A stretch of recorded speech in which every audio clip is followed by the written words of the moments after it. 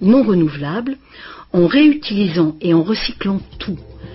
Et la population n'augmente pas en nombre.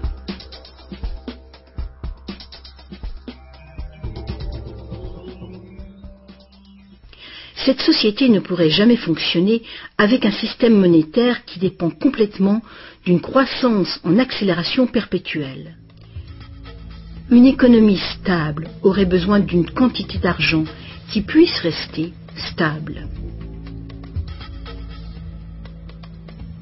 Imaginons que cette quantité totale d'argent stable est représentée par ce grand cercle.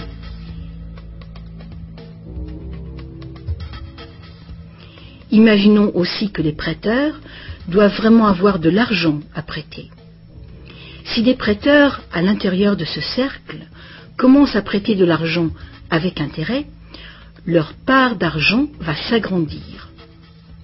S'ils continuent de prêter, toujours avec intérêt, l'argent remboursé, quel sera le résultat? Que l'argent vienne de l'or, d'un décret gouvernemental ou d'une dette, les prêteurs vont s'accaparer la totalité de l'argent. Et après toutes les saisies, toutes les faillites, ils seront propriétaires de tous les biens immobiliers. Pour régler ce problème, il faudrait que les gains résultant des prêts avec intérêt soient distribués également parmi la population. Une taxation lourde des bénéfices bancaires pourrait être une solution. Mais alors, quel intérêt les banques auraient-elles d'être en affaires? Si nous pouvions un jour nous libérer de cette situation, nous pourrions imaginer les banques comme des services sans but lucratif, qui travailleraient au service de la société. Les banques verseraient des dividendes universels aux citoyens ou prêteraient carrément sans intérêt du tout.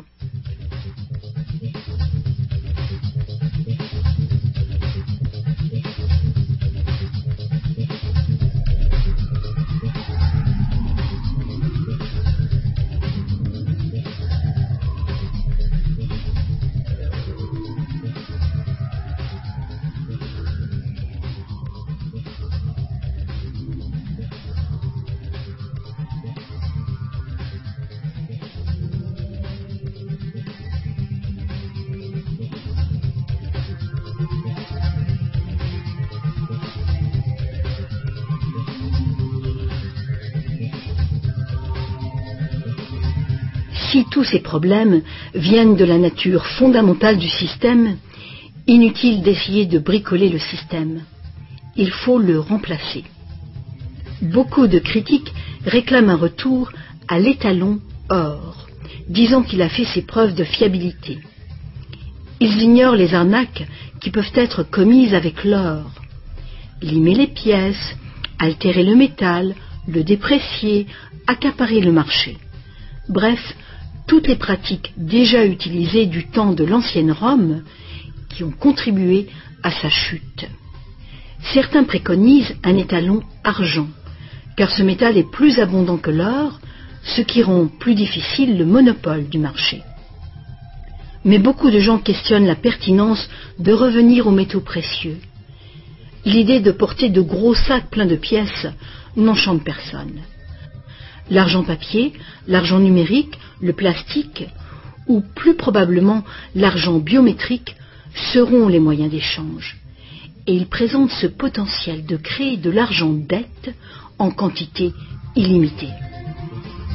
En définitive, si l'or était à nouveau le seul étalon, tous les gens qui n'ont pas d'or se retrouveraient tout à coup sans argent. D'autres partisans des réformes monétaires ont conclu que l'avarice et la malhonnêteté sont les principaux problèmes et qu'il y a sans doute de meilleurs moyens de créer un système monétaire équitable et honnête sans passer par l'argent ou l'or. Des esprits inventifs ont proposé une variété d'options. Beaucoup de systèmes de troc privés créent de l'argent dette, mais ils le font ouvertement, sans intérêt. Un exemple est le système de troc où la dette est exprimée en promesse d'heures de travail. Tout travail est évalué de manière égale, en dollars qui ont une équivalence en biens réels. Les frais du système sont couverts par des honoraires et non pas par des intérêts. Ce genre de système monétaire peut être mis en place par toute personne capable de concevoir un moyen de comptabiliser et de trouver des participants dignes de confiance. Mettre en place un système de troc local est une bonne mesure de planification d'urgence pour une communauté, même si ce système n'est guère utilisé actuellement. La réforme monétaire, comme la réforme électorale, est un vaste sujet qui exige une volonté de penser autrement et de changer. La réforme monétaire, comme la réforme électorale, ne sera pas facile, car les intérêts puissants qui bénéficient du système feront l'impossible pour conserver l'avantage. Sachant que l'argent n'est qu'une idée, et qu'en réalité, l'argent est uniquement ce qu'on fait de lui, voici une option simple à considérer. Le modèle suivant est basé sur des systèmes qui ont fait leurs preuves en Angleterre et en Amérique, mais qui ont été déstabilisés et détruits par les banquiers et leurs réserves fractionnelles.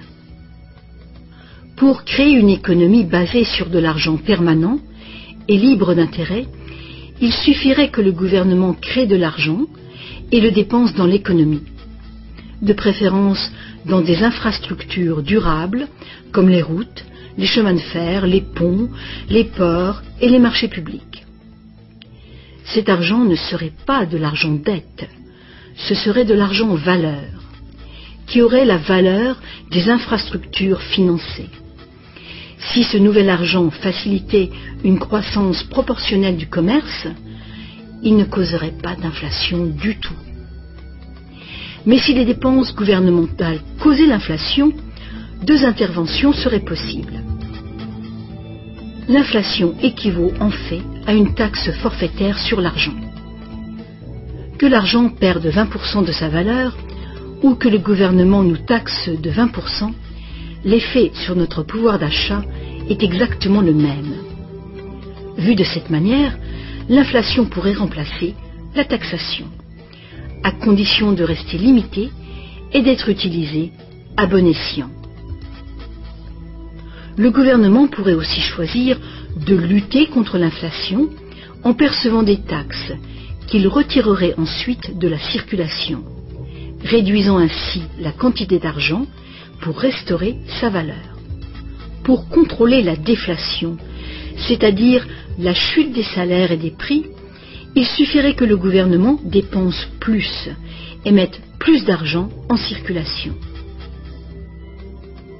Sans la concurrence des dettes privées, les gouvernements auraient le contrôle des réserves d'argent de la nation. Le public serait donc qui blâmer si les choses allaient mal. Les gouvernements prendraient le pouvoir ou perdraient le pouvoir en fonction de leur capacité à maintenir la valeur de l'argent. Les gouvernements fonctionneraient surtout grâce aux taxes, comme maintenant, mais ces taxes auraient beaucoup plus de pouvoir financier, puisqu'il n'y aurait plus d'intérêt à payer. Il n'y aurait plus de dette nationale si le gouvernement crée uniquement l'argent dont il a besoin. Notre servitude collective et perpétuelle envers les banques, à cause de la dette gouvernementale, prendrait fin.